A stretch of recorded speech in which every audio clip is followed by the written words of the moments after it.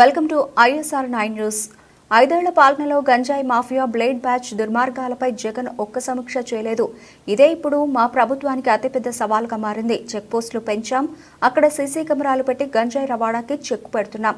Blade batch ఆగడాలకు అడ్డుకట్ట వేసేందుకు కఠిన చర్యలు తీసుకుంటున్నాం.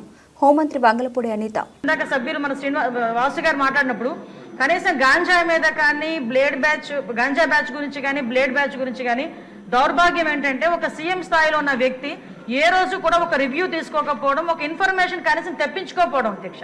దీని పర్యవసానం ఏదంటే 5 సంవత్సరాలు దీన్ని క్యారీ ఫార్వర్డ్ చేసుకొని ఈ రోజు వరకు రావడం జరిగింది అధ్యక్ష. దీని నేపథ్యంలో ఈ రోజు ఈ గంజాయిని ఇమీడియట్ గా మనం అరికట్టాలి అనుకునేటప్పుడు చాలా ఎక్సర్సైజ్ చేసుకోవాల్సి వస్తుంది అధ్యక్ష. సిస్టమ్ ని కూడా మనం మళ్ళా రిపేర్ చేసుకోవాల్సిన పరిస్థితి ఏర్పడింది అధ్యక్ష.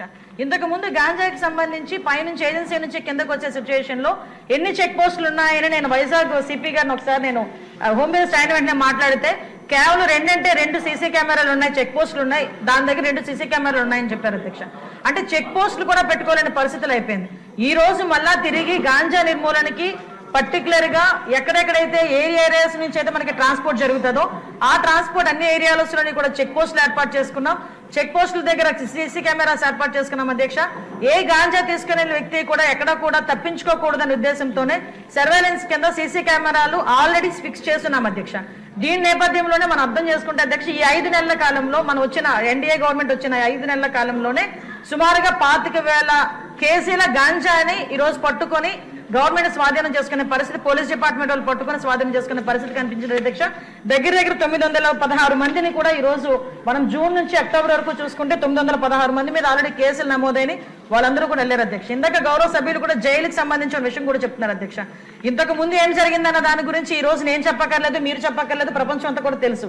కానీ ఈ రోజు మేము వచ్చిన తర్వాత మా నిఘా యంత్రాలు ఎంత క్లియర్ గా పనిచేస్తున్నాయంటే ఎప్పుడు నుంచి జరుగుతుందో అర్థం కాదు. రాజమండ్రిలోని ఒక ఫార్మసిస్ట్ ఒక జైల్లో ఉన్న వ్యక్తికి గాంజా తీసుకెళ్లే పరిస్థితి నిన్న మొన్న కనిపిస్తే ఇమీడియట్ గా దాన్ని మా నిఘా యంత్రాలన్నీ కూడా పట్టుకొని అతన్ని కూడా అరెస్ట్ చేసి జైలుకు పంపించిన పరిస్థితి.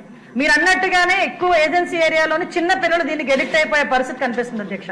ఎడిక్ట్ అవ్వడమే కాదు అధ్యక్ష, వాళ్ళకున్న ఫైనాన్షియల్ ప్రాబ్లమ్స్ ని బేస్ చేసుకుని వాళ్ళని పావుల కింద వాడుకునే పరిస్థితి ఉంది. కాబట్టి గాంజా బ్యాచ్ల్లోని గాంజాలు సరఫరా చేసేవారు కానీ గాంజా తీసుకునే వాళ్ళకి కూడా అధ్యక్ష ఈ రోజు ఏదో తీసుకొచ్చాము, జైల్లో పెట్టేసాము, వాళ్ళకి రిమైండ్ తీసేసాము, తర్వాత బెయిల్ బయటకు వచ్చి వాళ్ళు అలా చేసే కన్నా వీళ్ళు చేసిన వెంటనే వీళ్ళ మీద పీడియాక్ట్ పెట్టడమే కాదు అధ్యక్ష, వీళ్ళ ఆస్తులు కూడా జప్తు చేయడానికి వీలైతే వాళ్ళకి ఆస్తి ఏమీ లేకపోతే వాళ్ళ దగ్గర ఉన్న ఆధార్ కార్డులు కానీ వాళ్ళ దగ్గర ఉన్న రేషన్ కార్డ్స్ కానీ అలాంటివి కూడా సీజ్ చేసే పరిస్థితి కూడా రప్పించాలి అని గౌరవ ముఖ్యమంత్రి గారు కూడా మాకు ఆదేశాలు ఇవ్వడం జరిగింది అధ్యక్ష. దాని మీద కూడా ముందుకెళ్తున్నాం.